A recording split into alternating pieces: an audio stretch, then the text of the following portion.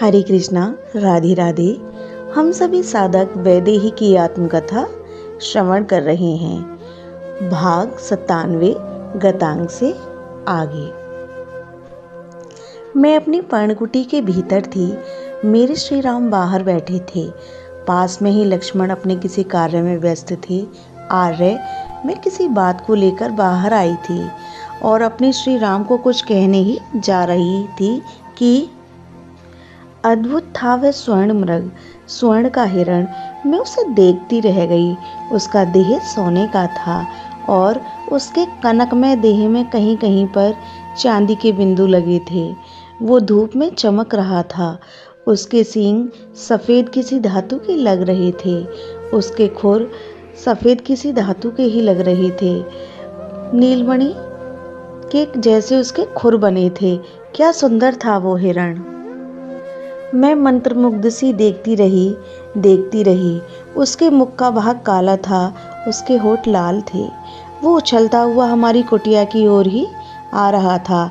हाँ, वो कहीं कहीं रुक जाता था और कोमल कोमल पत्तों को खा लेता, फिर उछलता हुआ हमारी ओर बढ़ जाता। आर्यपुत्र, यहाँ आइए। मैंने अपने श्री राम का हाथ पकड़ा। वो बैठे थे। वो किसी कार्य में संलग्न थे, पर मैंने उस कार्य की अवहेलना करते हुए उनके हाथों को पकड़ लिया और उन्हें उठाया। उठिए ना आप। मेरे श्री राम हंसे। क्या बात है वैदेही। वो उठे। वो स्वयं ही उठे थे। यहाँ आइए, यहाँ आइए। मैं उन्हें लेकर इधर उधर चलने लगी थी। वो हिरण चंचल था, अत्यंत चंचल। वो चौकड़ी मारता हुआ कहीं खो गया था। मैं उसे न देखकर उदास हो गई। अरे, क्या दिखा रही हो वैदेही, बताओ ना।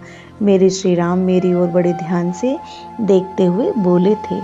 आर्यपुत्र, देखो देखो, उधर से वो हिरण फिर आ गया था और इस बार तो मेरे पास ही आ गया। मैं खिलखिलाई। मेरे पैरों को आकर सूंघने लगा। मैंने जैसे ही उसे छूना चाहा, वो फिर उछलता हुआ भाग गया। मैं ताली बजाकर हंस पड़ी। आर्य, मुझे ये हिरण चाहिए। मेरे मुंह से ये सुनकर मेरे श्री राम गंभीर हो गए। कुछ देर तक मेरे मुखमंडल में देखते रहे, मानो पूछ रहे हों, क्यों चाहिए ये हिरण वैदेही। मैंने कहा, स्वर्ण का मृग आपने देखा या सुना है? आर्यपुत्र, ये सोने का मृग है। कितना सुंदर है। मेरे मुख से ये बात सुनकर श्री राम ने आश्चर्य से मेरी ओर फिर देखा, मानो कह रही हूँ, वैदेही, हम तो तपस्वी बनकर आए हैं इस वनवास में, उसके बाद भी तुम्हें इस स्वर्ण में सुंदरता का दर्शन हो रहा है। तो जाओ, मैं तुम्हें ऐसी जगह भेज देता हूँ जहाँ सोना ही सोना है। आप कुछ तो कहिए आर्य, आप मेरी इतनी छोटी इच्छा का भी आदर नहीं करेंगे? मैं इस हिरण को पालूंगी, अपने साथ रखूंगी और जब हम अयोध्या लौटेंगे ना, तब मैं सबको दिखाऊंगी। ऐसा हिरण जगत में क्या, ब्रह्मांड में भी नहीं मिलेगा।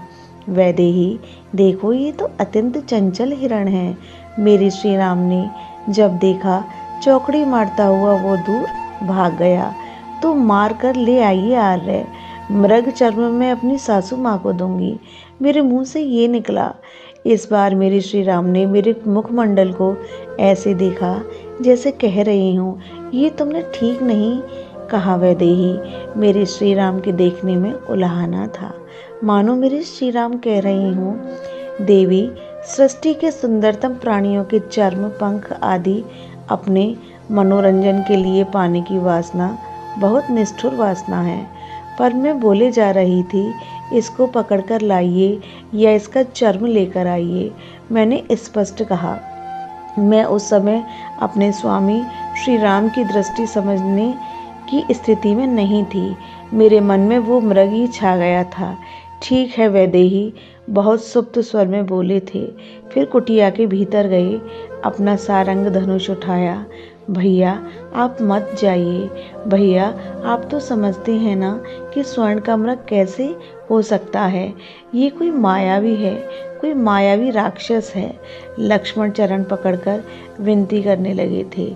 आप तो जानते हैं, चित्रकूट में एक राक्षस हिरण बनकर आया है उसने बहुत उपद्रव किया, पर आपने उसे मारा नहीं था, भगा दिया था। भैया, हो सकता है वही मायावी राक्षस फिर आ गया हो। आप मत जाइए भैया। लक्ष्मण के नेत्र सजल हो गए थे।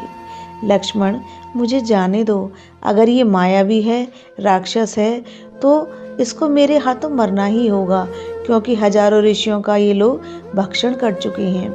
पृथ्वी की शांति में यही सबसे बड़े बाधक हैं, इसलिए इन्हें मरना ही होगा। अरुण नेत्र हो गए थे मेरे श्री राम के, और उन्होंने उस हिरण को देखा था। फिर लक्ष्मण की ओर देखते हुए बोले, बहुत राक्षस हैं इस तरफ, सावधान रहना अनुज। वैदेही की सुरक्षा करना, मैं अभी आता हूँ। इतना कहकर धनुष में बाण को लगाए मेरे श्री राम दौड़े उस हिरण के पीछे। पर ये क्या, हिरण तो दूर भाग गया। उसका पीछा करते हुए मेरे श्री राजीव नयन श्री राम भी दूर चले गए थे मुझसे। यह प्रसंग अब यहीं विश्राम लेता है। हरे कृष्णा, राधे राधे।